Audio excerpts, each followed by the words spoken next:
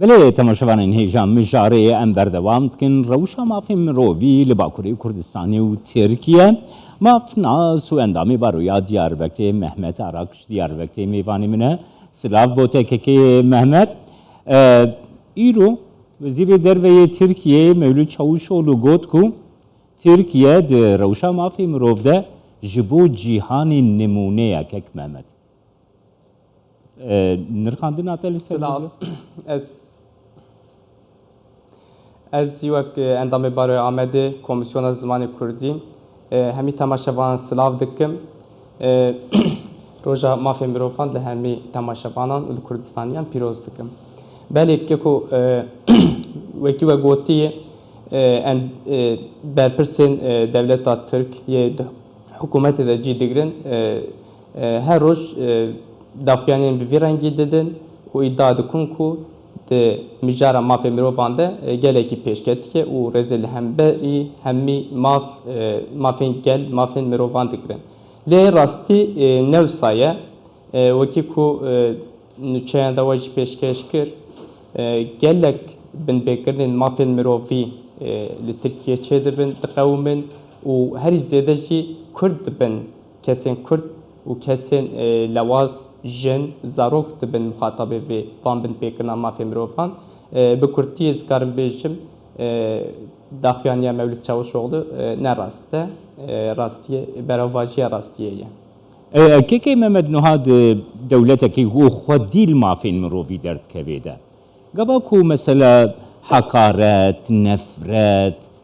إيريش لحنبري ملتكي لحنبري جفاتكي مزنتي كرن او دولت بيقومان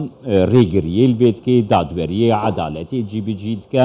مثلا قباقو إيريش لحنبري كرد تيكرن لحنبري زماني كردي تيكرن لحنبري gelek tişteyim Kurdi teykirin, müzika Kurdi, çanda Kurdi, kültüra Kurdi teykirin. Mesela devlet çava veye ki kabul dike de pejirine u de beji mafin miroviji az jibi jitkin. Çava çeydim. Bele, naha vakive got di gelek mijaran da li ser gelek Kurd ji gelek helan ve zext û zor û binpêkirina mafê mirovan pêkte. Wekî ve gotî li ser ziman, li ser çand, li ser müzik, li ser hebûna gelê Kurd gelek binpêkirin çê dibin. Gava ku ev binpêkirin çê dibin millet kesê ku muhatabî vê binpêkirin de bûye hewl dide serî li meqamên adlî bide ku vê yekê weke şikayet bike, gilî bike. Piştre evana bawayekî di pêvajiyên adlî dimeşin lê heta cîkî şûn da nayên takip kirin ji aliyê dozgeriyê ve bêtaqîbî ew biryar tê dayîn û dosye tên girtin. Bi to awayê Tirkiye û meqamên siyasî, meqamên li vir adlî qebûl nakin ku ev binpêkirin hatiye kirin. Gelek caran gava tu denk li hemberî binpêkirinan li hemberî neheqiyan derdixê li Bakurê Kurdistanê bi rastî kesên ew kesên berpirsiyar û hikûmat vê yekê dixwaze illegalize bike. Kek Mehmet ger vê pirsê bikim niha mesela heftê û çar sal ji beyannameya gerdûniya mafên mirovî derbas dibe. Ya netewêniye girtî ku bêje hemî dewletan ev beyanname imze kiriye. Yani erkê devletê çi ye di awayî yasayî de imzeye kiriye lê vê imzaya got kiriye rêza wê nagirê cîbicî nake yani weke mafnasekî vê proseyê wekî hiqûqî tijmire binirxîne. Belê yani ev danezana mafê mirovan ku wekî we gotî Tirkiye jî alîgirê vê yekê ev yek destnîşan kiriye û qebûl kiriye divê danezanê de esas tiştێk heye mafê kesan bawayekî hukûqiyan bêjin mafê kesan li hemberî desthilatdariyê li hemberî dewletê diparêze. Yek bi yek mafê kesan li hemberî dewletê diparêze. Bêtir ev derdikeve pêş divê danezanê de. Gava ku mafekî ku divê danezanê de hatibe tesdîqkirin û bê binpêkirin elbet li hemberî vê yekê rêyên hiqûqî hene divê meriv dikare li hemberî derkeve Yani ev kanım kurti usa bejim ku diverde mafin kesan lehemberi devletten lehemberi iktidaran te parastin ev kavve taybetmendiya ve danezenge her izede ya her berbiçaf ev yeke. باشە کێکێ مەمەد نها درەوشە مافی مرۆڤی دە بدەهان راپۆرین کۆمەلەین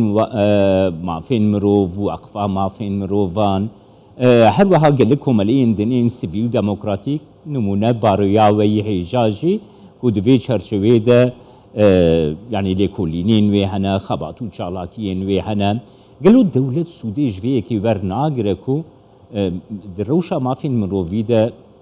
bên gavên erênîtir pozîtîvtir bavêje. Belê mixabin devlet Sûdê ji vê yekê nakire. Yani nemaze ji 2016 15 Temmûza 2016 û vir de ew rewşa ku hatiyê îlan kirin, rewşa awarte ku li vir rûdaye ji wê rojê û vir de hikûmat kesên yani hikûmat devlet Sûdê ji va tiştana wernagire. Her tiştî dixwaze di rewşên di çarçova rewşa awarte de binirxîne mixabin gelek tiştên gelek binpêkirîn mafê mirovan ku di van raporan de tê raxistin li ber çavan nagire gelek caran qebûl nake yani li hemberî saziyên yani ne tenê saziyên vir wekî we gotî saziya mafê mirovan baroyên vê derê saziyên namne teweyî jî gelek caran raportên bi vî awayî diweşînin û binpêkirinên mafê mirovan yê li Tirkiyeyê rû didin derdixin berçava rast dixînin lê Tirkiye gelek caran yani em bêjin sedî sed vê yekê hildibijêre ku vana qebûl nake dibêje her tişt yani her tiştê ku li Tirkiye diqewime li gorî yasayan e li gorî hukûkê ye binpêkirinên mafê mirovan nehatine qewimîn pêk nehatine. Ya bi kurtî em dikarin bêjî siyaseteke înkarê heye lewma jî em dikarin bêjin Sûdê ji van raportan nagire û tiştên baştir çê nake hukûkên naxemeriyetê. کەکێ مەمە داوی پرسیارا خۆ بکەم گەر ئەوایەکی کورت و بەرسمان بدە یعنی ئەv rewşa atmosfera siyasî got li Tirkiye heyî li gora bahweriya te demekî nêzik de rewşa mafê mirovî li Tirkiye karî ber bi pêşerojek ronahîtir ve biçe yan jî tiştekî wisa tu navînê gerdîtina te bigirin. Yani wekî malûm e demeke nêz de bi qasî 5-6 mehê din Tirkiye wê her hilbijartinên giştî û kesên pisporên di vî warî de jî em bêjin vê mijarê de nirxînin pêş dibînin ku wê ber bi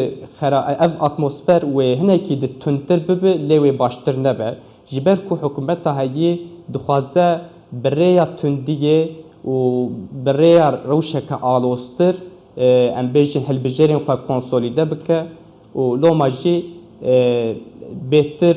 hikûmeta heyî devleta aqlê devletî yê heyî bêtir vê rewşê bidomîn û heta alostir bike pêşbîniyeke bi vî rengî heye li vê derê